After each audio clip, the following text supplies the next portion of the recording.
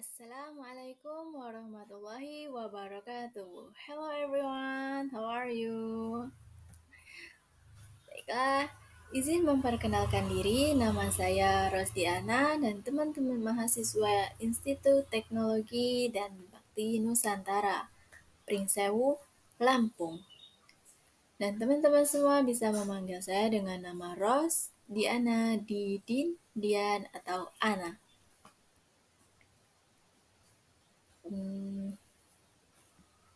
Baiklah,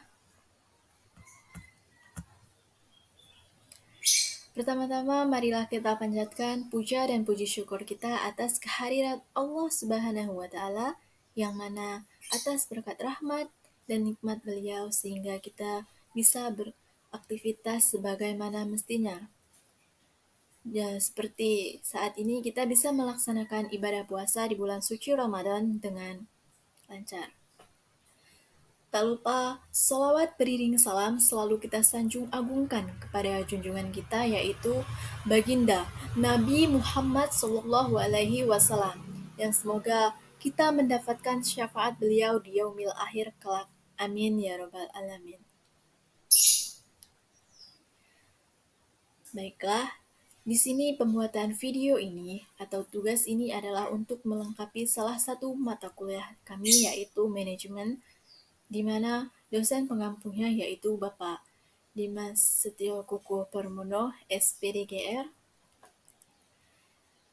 Baiklah, untuk mempersingkat waktu, kita lanjut saja ke materi. Are you ready? Let's get start. Oke, lanjut ya, kita ke pokok pembahasan yaitu tujuan organisasi. Oke, next kita ke A. Pengertian tujuan.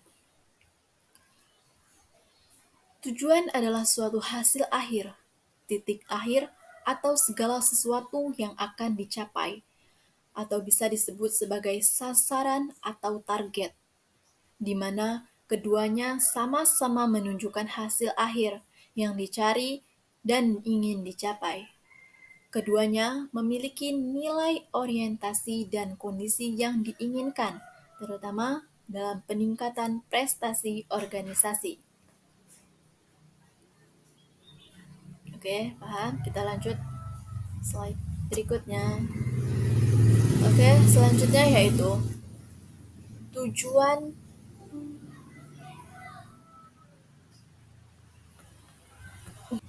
Oke, baiklah kita lanjut. Tujuan organisasi terbagi menjadi dua, yaitu yang pertama tujuan yang bersifat kuantitatif, yang mencangkup pencapaian laba maksimal, penguasaan bangsa pasar, pertumbuhan organisasi, dan produktivitas. Oke, tujuan yang kedua yaitu yang bersifat kualitatif, sebagai efektivitas dan efisiensi organisasi. Manajemen organisasi yang tangguh, moral karyawan yang tinggi, reputasi organisasi yang baik, stabilitas, pelayanan kepada masyarakat yang memuaskan, dan citra perusahaan yang baik. Oke, next kita lanjut. Berikutnya yaitu yang B, menyusun tujuan. Menyusun tujuan merupakan penentu sasaran akhir yang akan dicapai sebagai hasil akhir, dan menyusun strategi bagaimana cara dilakukan untuk mencapai hasil akhir tersebut. Setelah tujuan disusun, organisasi atau perusahaan harus memprogramkan dan menyelesaikan prioritas menurut urutan strategi.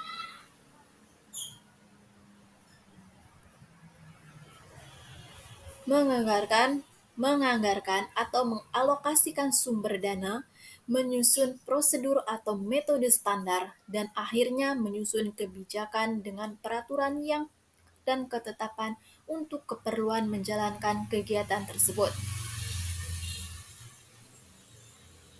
Oke, next kita gaspol. Lanjut berikutnya yaitu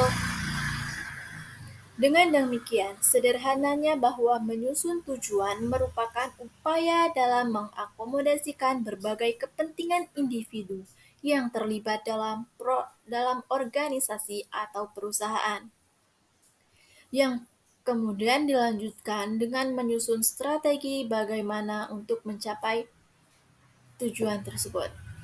Menyusun program yang akan dilaksanakan dan diprioritaskan, menyusun sumber dana yang dibutuhkan, menyusun prosedur, dan menyusun kebijakan untuk menjalankan kegiatan dalam mencapai tujuan. Baiklah, berikutnya yaitu yang C. C. Penetapan tujuan. Proses penetapan tujuan sebagai upaya untuk menciptakan nilai-nilai tertentu melalui berbagai kegiatan yang akan dilaksanakan organisasi atau perusahaan tersebut. Beberapa unsur dalam melatar belakangi penetapan organisasi atau perusahaan di antaranya.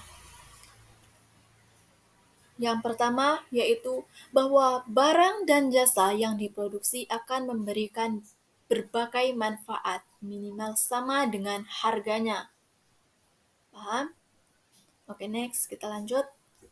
Yang kedua yaitu bahwa barang dan jasa yang diproduksi akan dapat memberikan kepuasan kepada pelanggan dan konsumen. Yang ketiga, bahwa teknologi yang digunakan akan menghasilkan produk dan jasa dengan biaya dan kualitas yang bersaing. Oke, next slide berikutnya yang nomor 4 yaitu bahwa dengan kerja keras serta dukungan sumber daya yang ada, organisasi atau perusahaan akan tumbuh dengan baik dan mendapatkan laba. Yang kelima yaitu bahwa pelayanan manajemen yang baik akan menciptakan public image yang menguntungkan sehingga publik bersedia menanamkan modal sebagai serta membantu keberhasilan dalam mencapai tujuan. Yang keenam yaitu bahwa perusahaan memiliki konsep diri atau self concept yang dapat dikomunikasikan dan diturunkan kepada karyawan dan pemenang saham. Oke, kita ke slide berikutnya yaitu yang D, tipe-tipe tujuan. Prowl mengklarifikasikan tujuan organisasi dengan menetapkan berdasarkan sudut pandang pihak-pihak yang memiliki kepentingan, di mana diantaranya yaitu terbagi menjadi yang pertama yaitu tujuan kemasyarakatan atau social goal. Contohnya yaitu produk barang dan jasa mempertahankan pesanan dan mengembangkan memelihara nilai-nilai budaya serta dan sebagainya. Yang kedua yaitu tujuan keluar atau output goal. Berkaitan dengan jenis-jenis keluaran tertentu dalam bentuk fungsi-fungsi konsumen, jasa bisnis, pemeliharaan kesehatan, pendidikan, dan sebagainya. Tujuan yang ketiga yaitu tujuan sistem atau system goal. Berkenan dengan pelaksanaan atau fungsi organisasi, tidak bergantung pada barang dan jasa yang diproduksi. Contohnya yaitu penekanan pada pertumbuhan dan stabilitas dan laba. Berikutnya yaitu yang keempat, tujuan produk atau product goal. Berkenan dengan karakteristik barang atau jasa yang diproduksi. Sebaliknya dari tujuan yang nomor 3, yaitu contohnya berkenaan pada kualitas dan kuantitas gaya, ketersediaan, keunikan, keanekaragaman, atau pembaruan produk. Yang kelima, yaitu tujuan turunan atau delivered goal. digunakan organisasi untuk meletakkan kekuasaan dalam pencapaian tujuan. Contohnya, maksud politik, pelayanan masyarakat, pengembangan karyawan, investasi, dan lokal produk.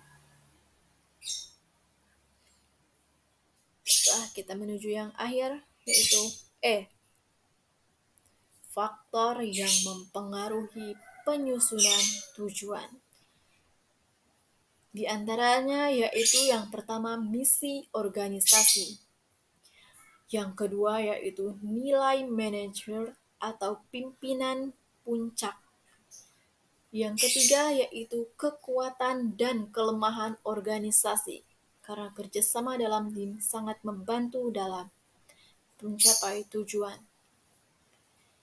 Yang keempat yaitu kesempatan dan peluang organisasi.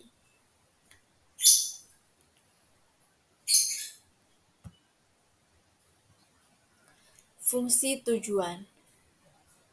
Yang pertama yaitu sebagai pedoman kegiatan bagi kegiatan pengarahan dan penyaluran usaha kegiatan pada anggota. Yang kedua yaitu sebagai sumber legitimasi pembenaran kegiatan yang dilaksanakan. Yang ketiga yaitu standar penilaian terhadap kegiatan. Yang keempat sebagai sumber motivasi mendorong untuk mencapai tujuan secara maksimal. Yang terakhir yaitu dasar rasional atau pengorganisasian dari dasar perencanaan organisasi.